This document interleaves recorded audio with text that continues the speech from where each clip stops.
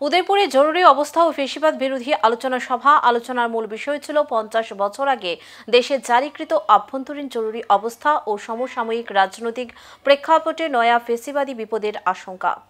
জরুরি অবস্থার ৫০ বছর ও ফ্যাসিবাদী বিপদ নিয়ে সিপিআইএমের সভা। উদয়পুর রাজস্বী প্রেক্ষাগৃহে সিপিআইএমের মহকুমা কমিটির উদ্যোগে অনুষ্ঠিত হলো এক বিশেষ আলোচনা সভা। দেশের জরুরি অবস্থার ৫০ বছর এবং বর্তমান সময়ের ফ্যাসিবাদী হুমকি নিয়ে উপস্থিত ছিলেন প্রাক্তন মুখ্যমন্ত্রী মানিক সরকার সহ বাম নেতৃত্বরা।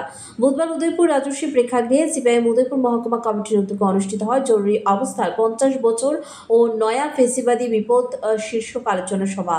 অনুষ্ঠানের শুরুতে প্রয়াত VS অচ্যুতানন্দের প্রতিকৃতিতে পুষ্পার্ঘ্য অর্পণ করে এবং নিরবতা পালন করে তাকে শ্রদ্ধা জানানো হয়। এই সভায় উপস্থিত ছিলেন প্রাক্তন মুখ্যমন্ত্রী মানিক সরকার, প্রাক্তন মন্ত্রী, সিপিআইএম কেন্দ্রীয় কমিটির সদস্য রতন ভৌমিক, পার্টির মহকুমা সম্পাদক দিলীপ দত্ত সহ অন্যান্য বাম নেতৃত্বরা। 1975 সালে 25শে জুন ইন্দিরা গান্ধী জরুরি অবস্থা ঘোষণা করেছিলেন। সেটি ছিল দেশের গণতন্ত্রের উপর সরাসরি আঘাত।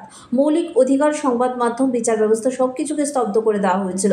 আজকে সেই ধরনের প্রবণতা আমরা দেখতে পাচ্ছি। দেশের মানুষকে সতর্ক থাকতে হবে। মানিক সরকারের বক্তব্য উঠে আসে আজকের দিনে কর্তৃত্ববাদী প্রবণতা, মিথ্যা প্রচার এবং সংবিধান বিরোধী কার্যকলাপ ফের এক ধরনের নয়া ফ্যাসিবাদ সৃষ্টি করেছে। এই পরিস্থিতিতে গণতন্ত্র রক্ষার স্বার্থে ঐক্যবদ্ধ প্রতিরোধ গড়ে তোলার আহ্বান জানান তিনি। স্বাধীনতার পর ভারতবর্ষে এই সময়ের মধ্যে 3বার জরুরি অবস্থা জারি হয়েছে। জওহরলাল নেহরু যখন প্রধানমন্ত্রী, চীন এবং ভারতবর্ষের রাষ্ট্রীয় সীমানা নিয়ে কিছু কিছু ক্ষেত্রে মতবিরোধ তৈরি হয়েছে, ঐক্যমতে আসা যাচ্ছিল না।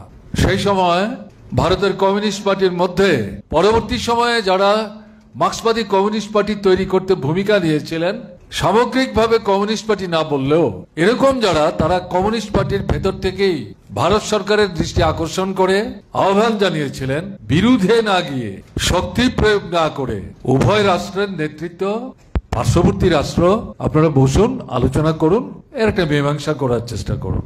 কিন্তু সেটা হলো না। কমিউনিস্ট পার্টির ভেতরে যারা এই বক্তব্য সেদিন রাখছিলেন, তাদেরকে দেশদ্রোহী হিসাবে চিহ্নিত করে কারাগারে নিক্ষেপ করেছিল জওহরলাল নেহরু সরকার।